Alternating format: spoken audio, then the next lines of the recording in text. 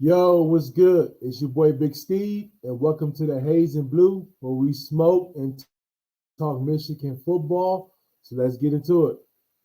So tonight we're gonna be taking a look at the Michigan offensive line. And before we get into that, I just like to apologize for how I might sound and fucking look right now.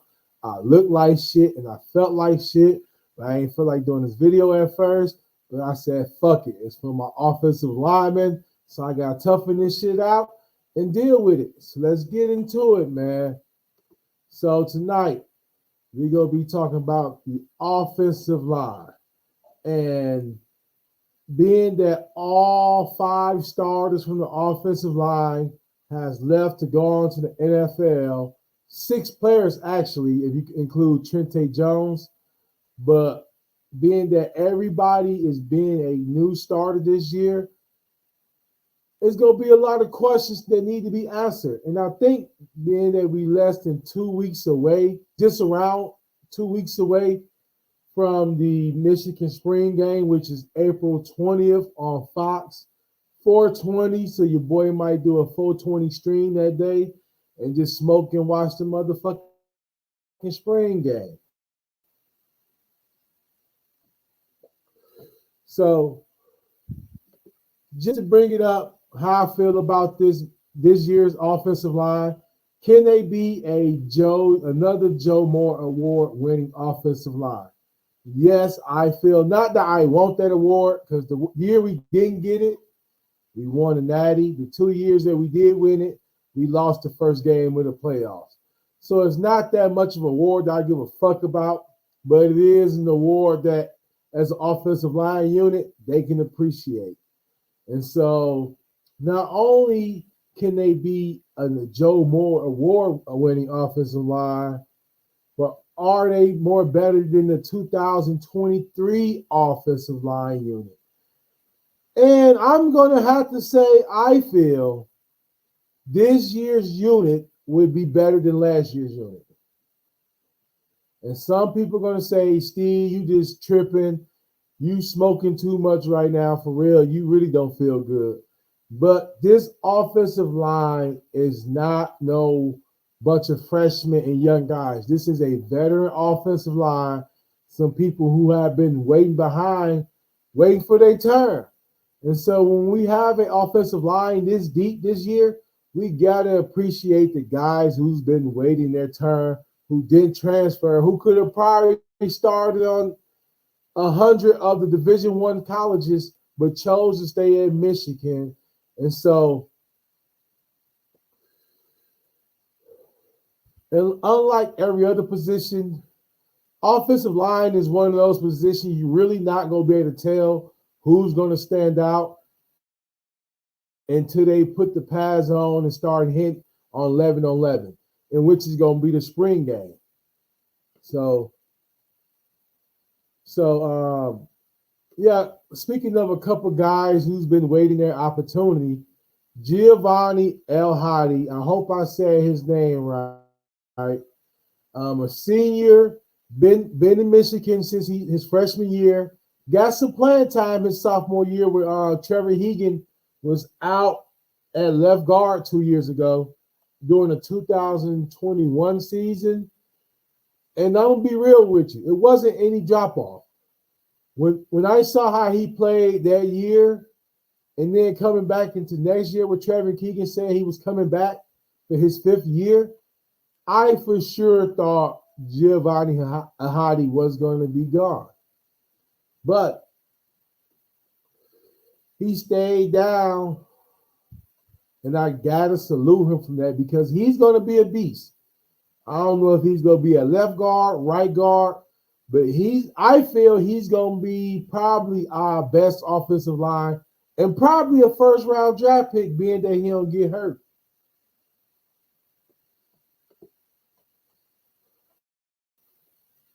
And then we have Miles Hinton, who started the season off last year at right tackle, battled some injuries. He's a big ass guy. I did pause. I did see a couple recent pictures that looked like he slimmed down some, and it actually had reports that he was going to be playing left tackle this year. So, like I said, we'll have to see. He started off at right tackle, dealt with some injuries, transferred from Stanford. His older brother actually played at Michigan as well. So Miles Hidden is a big dude, 6'6", 340. But like I said, it has been some pictures showing that he slimmed down some.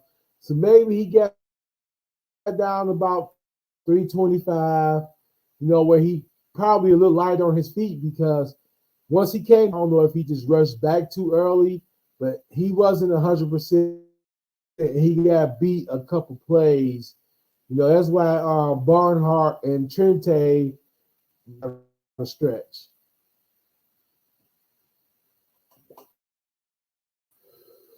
But Miles Hens is definitely a guy to keep an eye on. Came back for another year. Can definitely be a game changer. And then also we have a senior this year, another guy, just like Giovanni Hadi, Greg Crepton was a high school teammate at IMG with J.J. McCarty, a high recruit. And not only did he have to sit behind some guys, he had to sit behind two transfers whose one went on to win a National Center of the Year award and was a second-round pick, I believe, a third-round pick to Seattle. And then you have Drake Nugent last year who came over from Stanford. And so Greg Crippen has been somebody that a lot of coaches and other players has been speaking highly of, in camp so far. And I think just like the previous two centers, he's also going to be a high, centers usually don't go as high as tackles and guards, but he can be every bit of a second, third round draft pick, man. He's, like I said, he's been waiting his turn. The dude's a beast. He's definitely a beast. And he's somebody that I feel can definitely be a game changer as center of that offensive line. So look out for Greg Cripton as well. Then we have Josh Pryby. I can't say his name right. He's a transfer from Northwestern. He's from Niles, Michigan. Shout out to Niles, Michigan. I stayed in Niles for about a year or two. So shout out Niles. But he's been at Northwestern for the last 4 years. Over 28 starts, I believe, mainly at guard. He's a big pickup in the transfer portal for Michigan. He's somebody who you can plug in, experience, can compete. I don't know with Giovanni. It's going to be a less offensive line. When I tell you it's stacked, this offensive line is stacked, man.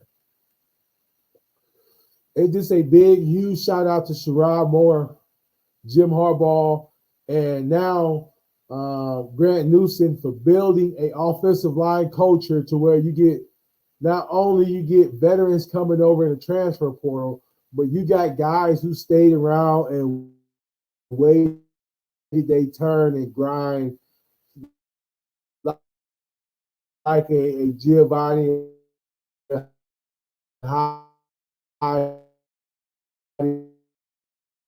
Greg Crafton. And so now there's a couple guys, like I say, man, there's a couple guys that's in line for this offensive line. There's a couple guys. I missed a couple guys. Harrington, the sophomore from Detroit, big guy, can play tackle or guard.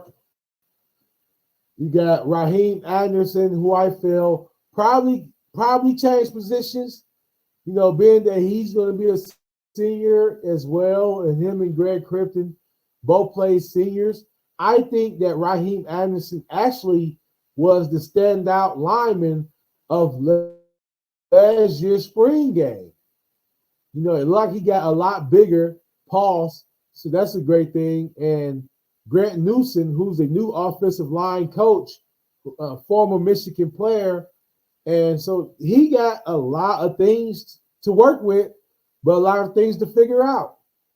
So I stand by that. I feel that this line could be as better as the 2023 national champion offensive line. Zach Zenner, Trevor Keegan, Drake Nugent, um, Carson Barnhart, Trente Jones. This offensive line this year with Greg Crippen, and then you got Josh coming over, and then you got Miles Hidden coming back, and you got Greg Crippen coming back. You have a lot of guys who's coming in who's been at this program for a while now. You have somebody like a Greg Crippen who's been at Michigan since 2021. So he's going to have that experience.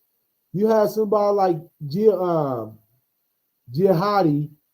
who had started some games 2 years ago, played behind Trevor Keegan, and got lots of experience. So with that being said, being that a transfer portal is coming up right after the spring game, I do feel it's going to be about one or two of these guys transfer.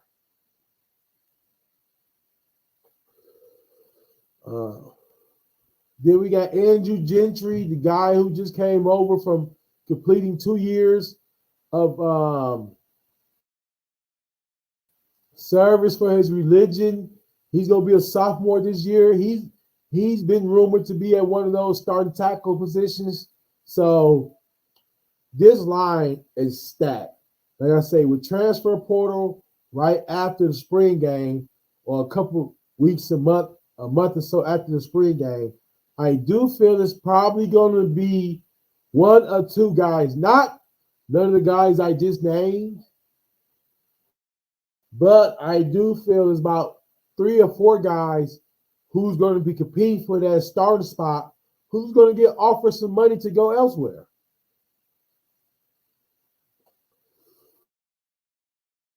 So all you can hope is that Grant Newsome, Sherrod Moore do a good job of keeping some freshmen and sophomores developing to where you got some juniors and some seniors who probably take a look at the transfer portal.